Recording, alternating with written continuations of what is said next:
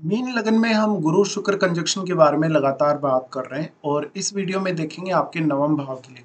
नवम भाव जहां पर वृश्चिक राशि में आपके गुरु और शुक्र स्थित होंगे। गुरु यहां पे अपने मित्र मंगल के ही घर में स्थित होंगे और गुरु आपके चार्ट में लग्नेश होने के साथ साथ आपके 10th लॉर्ड भी बनते हैं। ऐसा गुरु शुक्र का जो युति होगा वो आपको इवन विदेश से जोड़ेगा या किसी अदर स्टेट से जोड़ेगा। ऐसे में आप दूसरी संस्कृतियों या दूसरे धर्मों के लोगों के साथ काफ़ी अच्छा समायोजन भी दिखा सकेंगे। दूसरी तरफ अगर हम शुक्र को देखें यहाँ पे, तो शुक्र आपके चार्ट में तीसरे घर के स्वामी हैं। तीसरे घर के स्वामी होने से वो अपने से बिल्कुल ऑपोजिट रहेंगे और साथ में वो आपके अष्टम के भी स्वामी हैं। ऐसा गुरु शुक्र का युति आपको सबसे ज़्यादा सपोर्ट करेगा आपकी हायर एजुकेशन में और आपके विदेश यात्रा में। इवन ऐसा जो कंजक्शन है वो आपको विदेश सेटलमेंट भी दे सकता है। डिपेंड करता है कि आपकी महादशा कौन सी है। यहाँ पे अब मंगल की भूमिका बहुत ज़्यादा अहम हो जाती है। वैसे हम शुक्र को वृश्चिक में उतना अच्छा नहीं मानते, लेकिन ये नवम भाव है और नवम भाव कालपुरुष के हिसाब से गुरु का स्वयं का घर ही माना जाता है। इसलिए शुक्र भी यहाँ पे काफ़ी बेहतर परिणाम आपके लिए ला सकते हैं।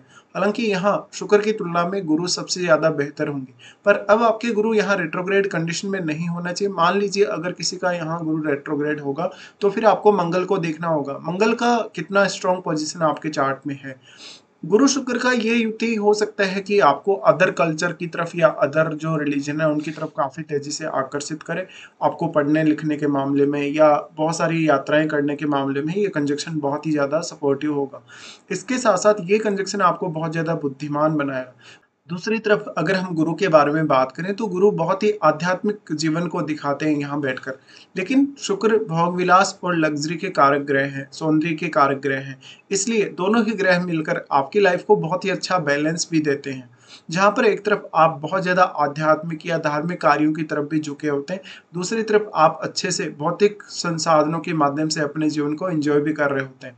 दूसरी तरफ इनका अगर देखा जाएगा, तो दोनों ही ग्रहों का जो रोल है वो आपकी मैरिड लाइफ के लिए भी उतना ही ज़्यादा इम्पोर्टेंट हो जाता है। अगर यहाँ पे देखा जाएगा गुरु को, तो गुरु किसी भी स्त्री के चार्ट में उनके हस्बैंड के कारक हैं और हस्बैंड के कारक होने की वजह से इस बात की संभावना बहुत ही ज़्यादा बढ़ जाती है कि ऐसा जो आपका पार्टनर होगा वो आपको भौतिक सुख सुविधाओं के मामले में और ज्ञान के मामले में दोनों ही में बहुत ज़्यादा सपोर्ट करेगा।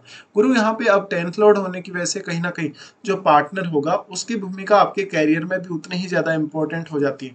अगर किसी स्त्री का चार्ट हो, तो उनके लिए उनका जो पार्टनर होगा वो कैरियर में एक नई ऊर्जा लाएगा या करियर को एक नई दिशा देगा। इसके साथ साथ भौतिक सुख सुविधाओं के मामले में भी आपका पार्टनर आपको काफी सपोर्ट करेगा। अगर हम देखें शुक्र को, तो शुक्र पुरुषों के चार्ट में उनकी वाइफ के कारक है। वाइफ के कारक होने की वजह से अब कोई भी पुरुष जिसके ये कंजक्शन चार्ट में है नवम भाव में, वो कुछ हद तक ये एक्सपेक्ट कर सकता है कि उनकी जो पार्टनर होंगी वो भौतिक सुख सुविधाओं के मामले में एक बहुत बड़ा योगदान जीवन में करेंगी। साथ ही साथ धार्मिक या आध्यात्मिक उन्नति भी ये कंजक्शन दिखाता है। इस केस में आपका पार्टनर आपकी हायर एजुकेशन में, आपकी विदेश यात्रा या विदेश सेटलमेंट में बहुत बड़ी भूमिका निभा सकता है। अब यहाँ पे आपको देखना होगा कि राहु या केतु का प्रभाव इन दोनों पर है या नहीं। अगर राहु या केतु का प्रभाव इन दोनों पर ही पड़ता है और विशेष तौर पर अगर युति होती है, तो इनके रिजल्ट बहुत ज़्यादा डिफरेंट होंगे। यहाँ अगर केतु आ जाते हैं, उस केस में आपके आध्यात्मिक या धार्मिक रूप से प्रोग्रेस करने की संभावनाएं उतनी ही ज़्यादा बढ़ जाती हैं और फिर आपका रिलेशनशिप या आपका मैरिड लाइफ थोड़ा सा डिस्टर्ब हो सकता है।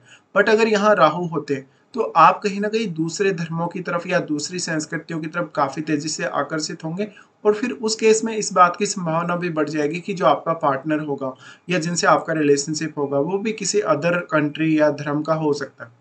अब अगर हम ओनली यहाँ गुरु के हिसाब से देखेंगे, तो गुरु यहाँ सबसे ज़्यादा कहीं न कहीं आपको प्रभाव दिखाने वाले होंगे।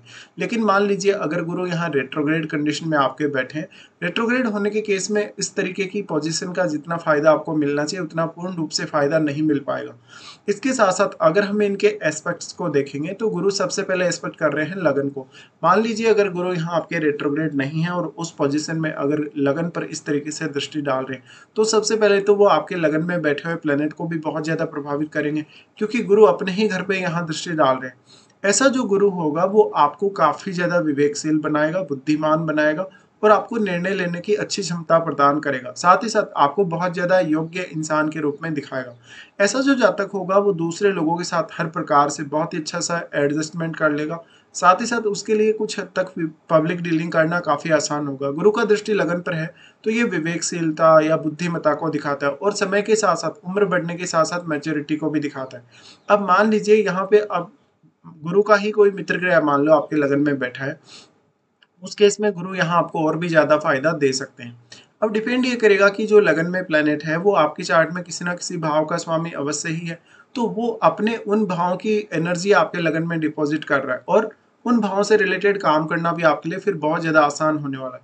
इसी तरीके से गुरु या शुक्र के साथ यहाँ भी कोई अगर प्लैनेट स्थित है तो वो भी आपके चार्ट में किसी न किसी भाव का स्वामी अवश्य ही है और आपको उन भावों का कनेक्शन अपने नवम भाव से जोड़कर अब देखना चाहिए।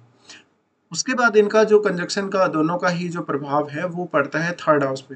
अब थर्ड हाउस के लॉर्ड खुद शुक्र ही हैं, इसलिए ये आपकी क्रिएटिविटी, इमेजिनेशन और आपकी अदर स्किल्स के लिए बहुत ज़्यादा अच्छा होगा, आपके रिलेशंस के लिए बहुत ज़्यादा अच्छा होगा, साथ ही साथ आपको बहुत ज़्यादा जिज्ञासु बनाएगा और जीवन में बहुत कुछ करने में सक्षम बनाएगा।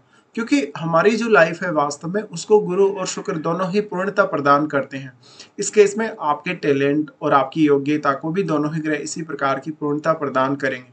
अब डिपेंड करता है कि जो थर्ड हाउस में प्लेनेट है वो इनमें से किसी न किसी का अगर मित्र है तो उसी प्रकार से आपको प्रभाव देखने चाहिए। उसके बाद गुरु का एस्पेक्ट आ जाएगा पंचम पे।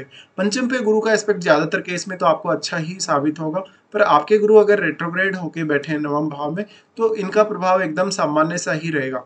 गुरु का एस्पेक्ट जो आपके पंचम भाव पर है, ये अगर यहाँ पे चंद्रमा अगर आपके चार्ट में अच्छी कंडीशन में बैठे हैं तो आपकी संतान आपके लिए बहुत ज़्यादा लकी साबित हो सकती है। आप अगर फॉरेन टूर करते हैं या फॉरेन में इवन सेटल होते हैं तो ये कंजक्शन आपको बहुत ही ज़्यादा सपोर्ट कर सकता है। गुरु का एस्पेक्ट जो पंचम पर है वो आपको बहुत ज़्यादा बुद्धिमान बनाएगा, विवेकशील बनाएगा, साथ ही निर्णय लेने की क्षमता अच्छी प्रदान करेगा। यहाँ पे आपके लिए सोचना समझना या कुछ भी कार्य करना बहुत ज़्यादा आसान होने वाला है। साथ ही साथ आपकी योग्यता, क्योंकि आपकी योग्यता निर्धारित होती है आपके लगन से, आपके थर्ड हाउस से और आपके फिफ्थ हाउस से। ऐसे में इंटेलिजेंस के मामले में आप बहुत ही ज़्यादा अच्छे हो सकते हैं। तो गुरु यहाँ एक तरफ आपको प्रारंभिक शिक्षा में या आपके रिलेशंस में भी बहुत ज़्यादा सपोर्ट कर रहे हैं, दूसरी तरफ उनका जो सबसे बड़ा योगदान होगा वो आपकी आध्यात्मिक उन्नति और आपके हायर एजुकेशन में होगा। ऐसे जो जातक होते हैं वो हमेशा धीरे धीरे ही प्रोग्रेस करते हैं अपनी लाइफ में, लेकिन आगे चलकर वो एक बहुत बड़े पद या बहुत ज़्यादा मान सम्मान की तरफ जा सकते हैं। तो गुरु और शुक्र का जो कंजक्शन है वो आपके मान सम्मान को भी लगातार बढ़ाता ही जाएगा। इस केस में अब आपका यहाँ जो बैठा हुआ प्लेनेट है इनके साथ वो काफ़ी मैटर करता है, क्योंकि वो ग्रह या तो शुक्र के बहुत ज़्यादा क्लोज होगा या गुरु के बहुत ज़्यादा क्लोज होगा। तो वो ग्रह जिसके भी ज़्यादा क्लोज है उसी ग्रह पर वो प्रभाव डालेगा। इसके साथ साथ यहाँ पे क्योंकि गुरु आपके लिए इसलिए ज़्यादा इंपॉर्टेंट हो जाते हैं, वो एक तो आपके दोनों केंद्र भाव जो हैं लगन और 10th हाउस उनके स्वामी हैं और साथ में करियर निर्धारण में भी गुरु की जो भूमिका है वो बहुत ज़्यादा अहम है। इसलिए आपको इस कंजक्शन को बहुत ज़्यादा अच्छे तरीके से देखना चाहिए आपकी चार्ट में अगर नवम भाव में बन रहा हो तो। साथ साथ में यहाँ पर अब आपको अपनी महादशा पर विचार अवश्य ही करना चाहिए, क्या गुरु की या शुक्र की इनमें से किसी की भी आपको महादशा है या नहीं। देखिए महादशा का रोल बहुत ज़्यादा इंपॉर्टेंट होगा और महादशा में आपको ये भी देखना पड़ेगा कि वो महादशा आपके कौन से एज पीरियड में आपको स्टार्ट हो रही है। इस तरीके से आपको ये गुरु शुक्र का कंजक्शन एनालाइज करना चाहिए।